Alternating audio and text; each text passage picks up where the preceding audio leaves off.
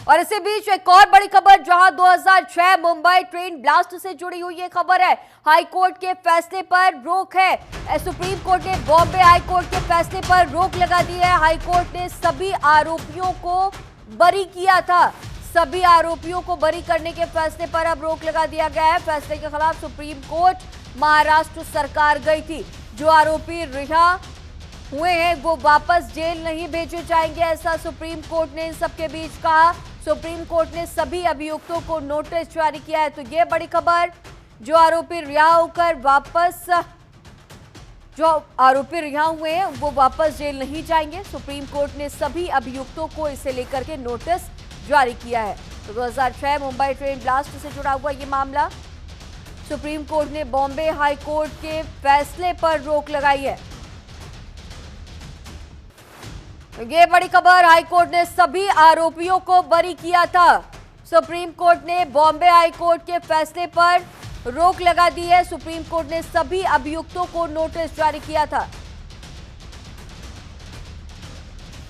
और इसी पर हमारे साथ प्रमोद कुमार, जो कि सुप्रीम कोर्ट के वकील है, हमारे साथ फोन लाइन पे मौजूद है।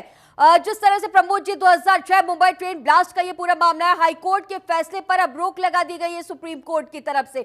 सुप्रीम कोर्ट ने सभी अभियुक्तों को नोटिस भी जारी किया है और बॉम्बे हाई कोर्ट के जो फैसले पर रोक लगाई गई है, इसके बाद आगे क्या कुछ? देखिए, ये वाकई में आज जो माननीय सर्वोच्च न्यायालय ने जो आदेश दिए हैं स्टे करके, वो सराहनीय है। जो डबल बेंच में जो ऑर्डर हुआ था बॉम्बे हाई कोर्ट का, उसमें देखिए बहुत सारी कमियां थी। उन्होंने बहुत ही आनंद फानंद में, और जो एविडेंस सेशन कोर्ट से इकट्ठा हुआ था उस चीज को दरकिनार केवल इस बेस पे कि बम किस कंपनी का था और उसको बरी कर देना, मैं समझता हूं कि ये बिल्कुल मुनासिब नहीं था। और उस कोर्ट में कहीं न कहीं बायसनेस नजर आ रहा था। कहीं न कहीं ऐसा लग रहा था कि जजेज पूरी तरह से जो है उसको निष्ठा से नहीं देखे हैं।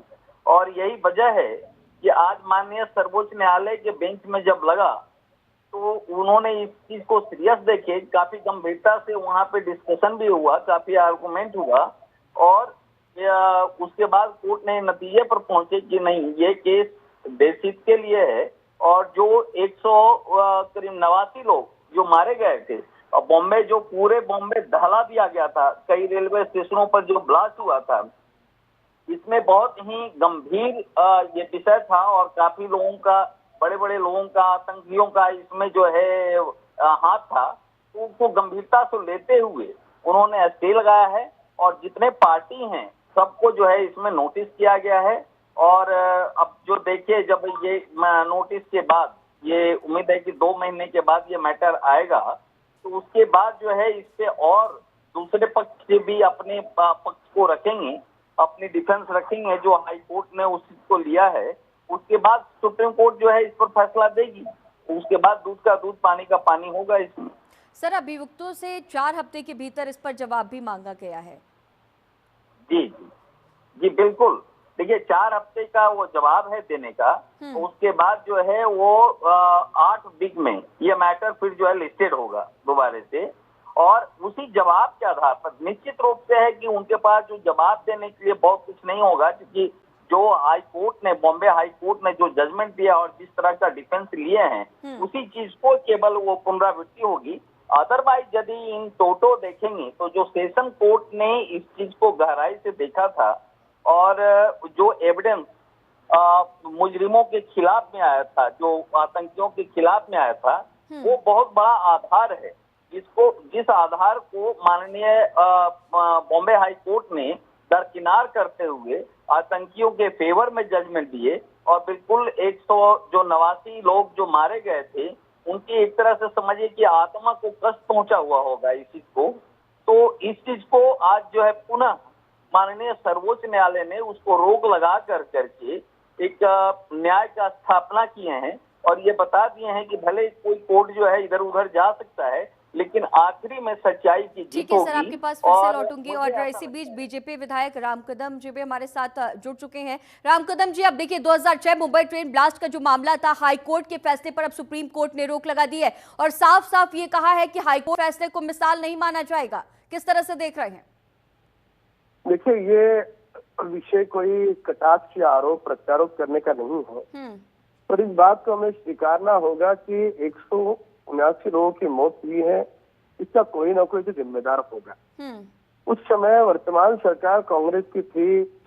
कांग्रेस के कार्यकाल में अगर कोताही नहीं बरती होती, पुख्ता सबूत अगर उन्होंने इकट्ठे करके मुंबई न्यायपालिका को सौंपे गए होते, तो शायद मुंबई की न्यायपालिका भी इसे न्याय दे पाती।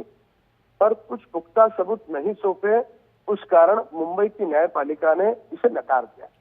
और सवाल ये उठता है कि जब हमारी अब वर्तमान में हमारी सरकार है, हमारी सरकार ने इस बात को गंभीरता से लिया और 1 घंटे का भी समय बीतने के पहले हमारी सारी की सारी वकीलों की फौज दिल्ली पहुंची। वहां सर्वोच्च न्यायपालिका में हमने गुहार लगाई। न केवल गुहार लगाई, बड़ी मजबूती के साथ हमने सारी बातें रखी कि किस प्रकार से लोगों की मौत हो गई है। अगर ये दोषी नहीं है तो कौन दोषी है? कोई तो दोषी होगा। उस दोषी को अगर इस तरह से हम छोड़ेंगे तो जो 2006 का बम कांड का मामला है, अन्यत्र और होगा। हमारी बात को न्यायपालिका ने गंभीरता से लिया और मुंबई न्यायपालिका के उस फैसले पर उन्होंने रोक लगा दी। ये महाराष्ट्र सरकार की, वर्तमान सरकार की, ये मैं कुछ हद तक इसको जीत मानूंगा और हमारा पूरा प्रयास होगा, हमारा दायित्व होगा कि जिनके प्राण चले गए हैं इस हादसे में, जिनको क्षति पहुंची है इस हादसे के कारण, उन सारे लोगों को न्याय मिले और जो दोषी है उन्हें कड़ी से कड़ी सजा हो। सर, जिस तरह से पहले निचली अदालत में आरोपी साबित किया गया, फिर हाई कोर्ट ने सभी को बरी कर दिया और फिर महाराष्ट्र सरकार जब इस पूरे मामले को लेकर के सुप्रीम कोर्ट पहुंची है और अब ये कहा जा रहा है कि सुप्रीम कोर्ट ने अभियुक्तों को 4 हफ्ते का वक्त दिया है और इन 4 हफ्ते के भीतर जवाब भी मांगा है। नहीं, वो तो एक प्रोसीजर का हिस्सा है।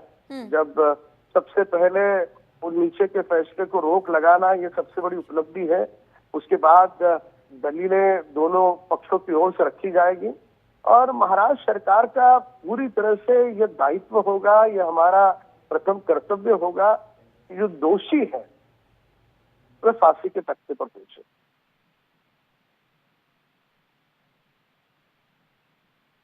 जिस तरह से ये पूरा ब्लास्ट हुआ था और अब सुप्रीम कोर्ट जब महाराष्ट्र सरकार पहुंची थी हाई कोर्ट के इस पूरे जो फैसला है उसके बाद अब ये भी कहा गया कि जो आरोपी रिहा हुए हैं वो वापस जेल नहीं जाएंगे।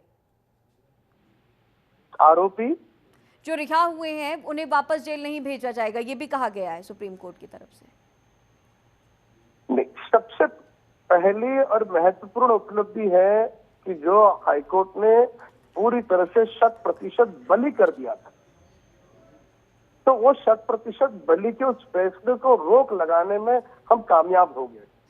मैं पुनः एक बार दोहराऊंगा कि जब 2006 में यह मामला हुआ, ये वाकया हुआ, उस समय यदि उस समय की सरकार ने अगर पुख्ता सबूत अगर इकट्ठे किए होते, इसे अच्छे से खंगाला गया होता, तो क्या ये नौबत आती? ये कहीं ना कहीं जानबूझ करके इस प्रकार के आरोपियों को बचाने की साजिश, षड्यंत्र, उसमें उस समय की कांग्रेस सरकार शामिल थी, तो सारा देश जानता है।